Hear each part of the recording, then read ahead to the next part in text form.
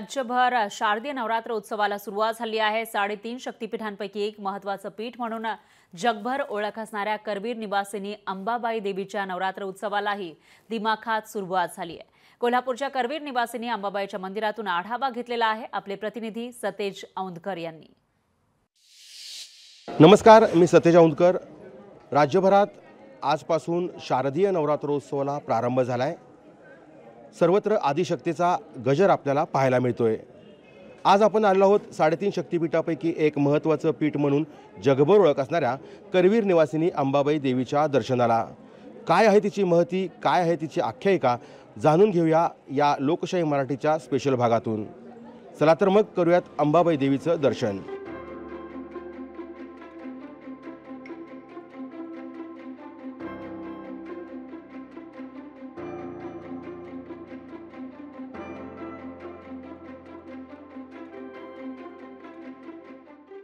कोल्हापूरचे अंबाबाईचे मंदिर हे पुराणात उल्लेखलेल्या 108 पीठांपैकी एक आणि महाराष्ट्रात असलेल्या देवीच्या 3.5 पीठांपैकी एक आहे।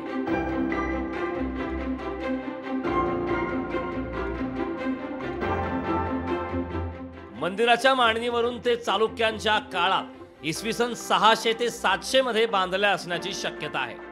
मंदिराचे पहिले बांधकाम राष्ट्रकूट किंवा त्या आधीच्या शिलाहार राजांनी सुमारे 8व्या शतकात केले असावे। पुराणे, अनेक जैन ग्रंथ, ताम्रपत्रे आणि सापडलेली अनेक कागदपत्रे यावरून अंबाबाई मंदिराचे पुरातनत्व सिद्ध होते।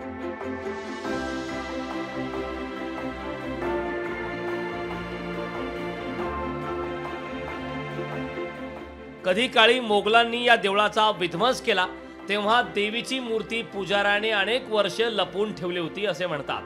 पुढे संभाजी महाराज यांच्या कारकिर्दीत मंदिराचे पुनर्जीवन करण्यात आले, पण वर्षातील केवळ मोजक्या दिवशी हे मंदिर दर्शनासाठी उघडले जाते। अशा प्रकारचे देशातील हे एकमेव मंदिर आहे।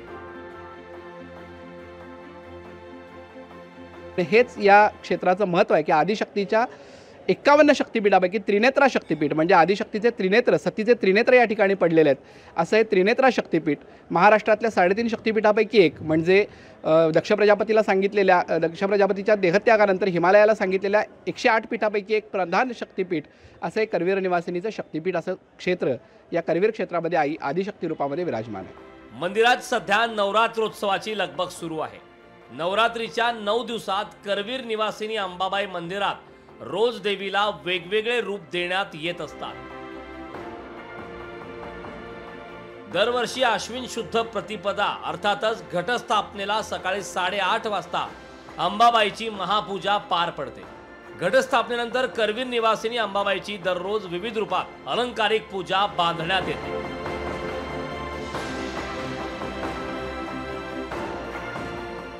आई अंबाबाईचं नवरात्र हे अश्विनी शुद्ध प्रतिपदेपासून ते अश्विनी शुद्ध नवमीपर्यंत असतं आणि दसऱ्या दिवशी देवीचं सीमोल्लंघन असतं। नवरात्रामध्ये रोज देवीची जी दुपारनंतर होणारी अलंकार पूजा हा भाविकांसाठी औत्सुक्याचा विषय असते। तर अश्विन शुद्ध पंचमीला करवीर निवासिनी आपल्या प्रिय सखी त्र्यंबुलीच्या भेटीला निघते। तिथं दोन्ही देवतांची भेट होते आणि त्यानंतर करवीर छत्रपतींच्या उपस्थितीमध्ये कुष्मांड भेद म्हणजे कोहळा फोडण्याचा सोहळा होतो।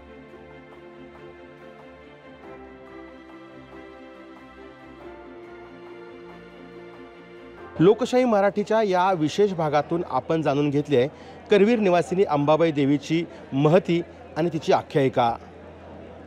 यामुळेच लाखो भाविक आहेत ते करवीर निवासिनी अंबाबाई देवीचं दर्शन घेण्यासाठी वर्षभरात दाखल होतात। विशेष म्हणजे आजपासून सुरुवात झालेल्या या नवरात्रोत्सव काळात देखील सकाळपासून अनेक भाविकांनी गर्दी केल्याचं पाहायला मिळतं आहे। त्यामुळं आपणही लोकशाहीच्या माध्यमातून करवीर निवासिनी अंबाबाई देवीची ही महती जाणून घेतली आहे। सतेज औंधकर, लोकशाही मराठी, कोल्हापूर। लोकशाही मराठी ऐका, पहा, जागरूक रहा।